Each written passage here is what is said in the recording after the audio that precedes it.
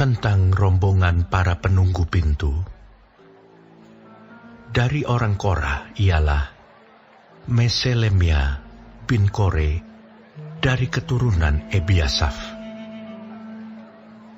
Meselemia mempunyai anak-anak, yakni Zakaria anak sulung, Yediael anak yang kedua, Zebaja anak yang ketiga, Yatniel anak yang keempat, Elam anak yang kelima, Yohanan anak yang keenam, Elioenai anak yang ketujuh.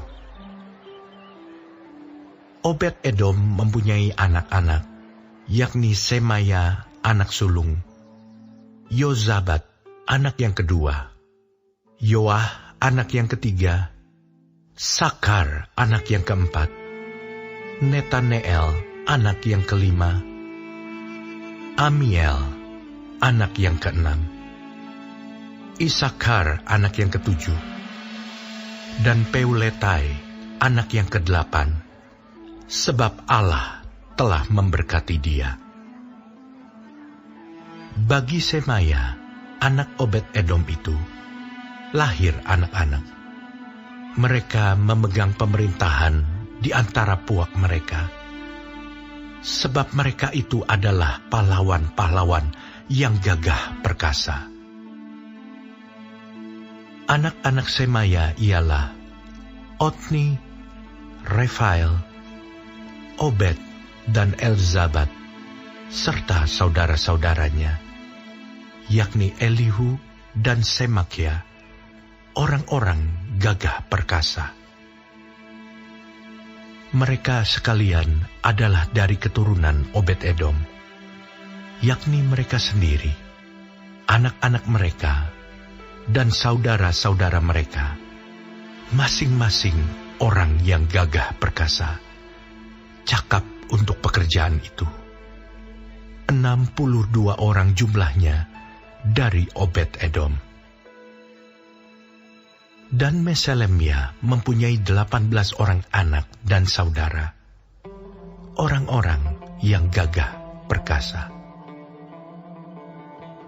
Hosa dari Bani Merari mempunyai anak-anak, yakni Simri seorang kepala, sebab sekalipun ia bukan anak sulung, tetapi ayahnya mengangkat dia menjadi kepala.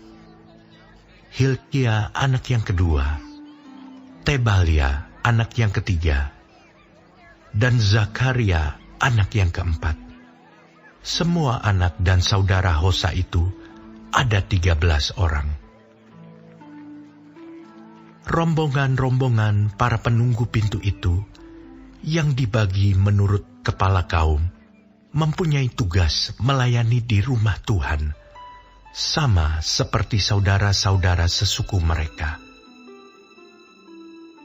Untuk setiap pintu gerbang, mereka membuang undi menurut puak-puak mereka, baik puak yang kecil maupun puak yang besar.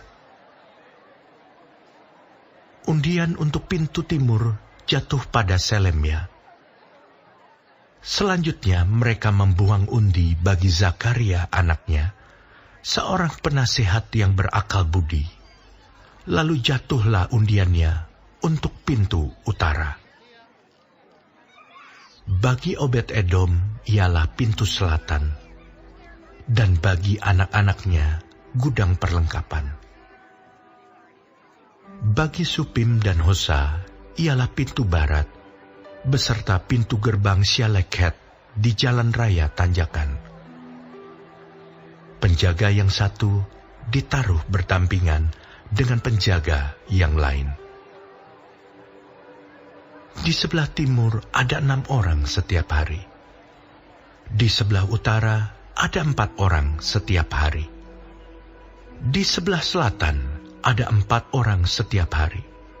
Tetapi pada gudang perlengkapan selalu ada 2 orang. Pada Parbar di sebelah barat, 4 orang di jalan raya dan 2 orang pada Parbar. Itulah rombongan-rombongan para penunggu pintu dari Bani Korah dan dari Bani Merari. Orang-orang Lewi, saudara-saudara sesuku mereka, yang mengawasi perbendaharaan rumah Allah dan yang mengawasi perbendaharaan barang-barang kudus. Bani Ladan, yakni keturunan Gerson melalui Ladan, mempunyai orang-orang Yehiel sebagai kepala puak. Keturunan Yehiel, yakni Zetam dan Yoel saudaranya, mengawasi perbendaharaan rumah Tuhan. Dari orang Amram, orang Yizhar, orang Hebron, dan orang Uziel adalah Sebuel bin Gersom bin Musa yang menjadi kepala perbendaharaan. Sanak saudara Sebuel melalui Eliezer ialah Rehabia anak Eliezer, dan Yesaya anak Rehabia, dan Yoram anak Yesaya, dan Zikri anak Yoram, dan Selomit anak Zikri. Selomit ini beserta sanak saudaranya mengawasi perbendaharaan barang-barang kudus yang telah dikuduskan oleh Raja Daud dan oleh para kepala puak dan para pemimpin pasukan 1000 dan pasukan 100 dan para panglima. Mereka telah menguduskannya dari rampasan perang untuk menyemarakkan rumah Tuhan. Juga segala yang dikuduskan oleh Samuel pelihat itu, oleh Saul bin Kis, oleh Abner bin Ner, dan oleh Yoab bin Zeruya.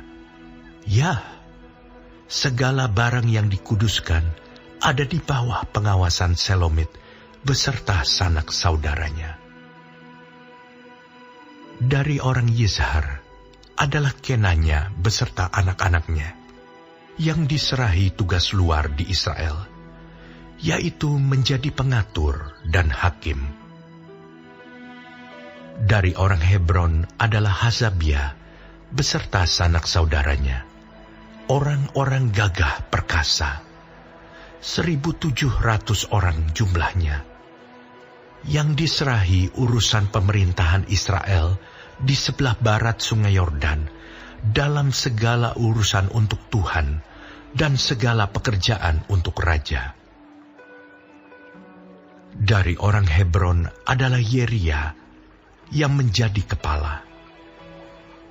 Tentang orang Hebron, mengenai keturunannya dan puaknya, dalam tahun ke-40 zaman pemerintahan Daud, diadakan penyelidikan tentang mereka, dan ternyata bahwa di antara mereka ada pahlawan-pahlawan yang gagah perkasa di Yaezer Gilead. Sanak saudara Yeria, orang-orang yang gagah perkasa, kepala-kepala puak, ada 2.700 orang. Mereka itu diangkat Raja Daud mengawasi orang Ruben, orang Gad, dan suku Manasye yang setengah itu dalam segala perkara untuk Allah dan segala perkara untuk raja.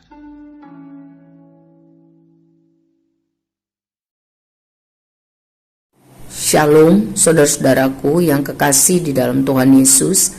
Puji Tuhan kalau kita masih diberi kesempatan hidup dan dapat mempelajari firman Tuhan dari kitab 1 Tawari 26 mengenai para penunggu pintu dan para pejabat lain di antara orang-orang Lewi.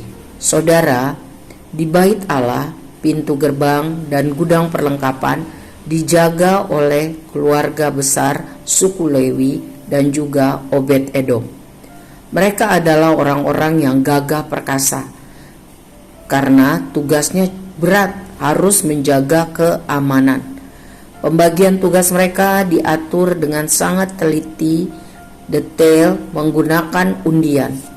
Tugas pengawasan ini juga meliputi mengawasi keamanan perabotan khusus yang kudus di bait Allah, serta harta benda rampasan perang yang telah dipersembahkan bagi Tuhan.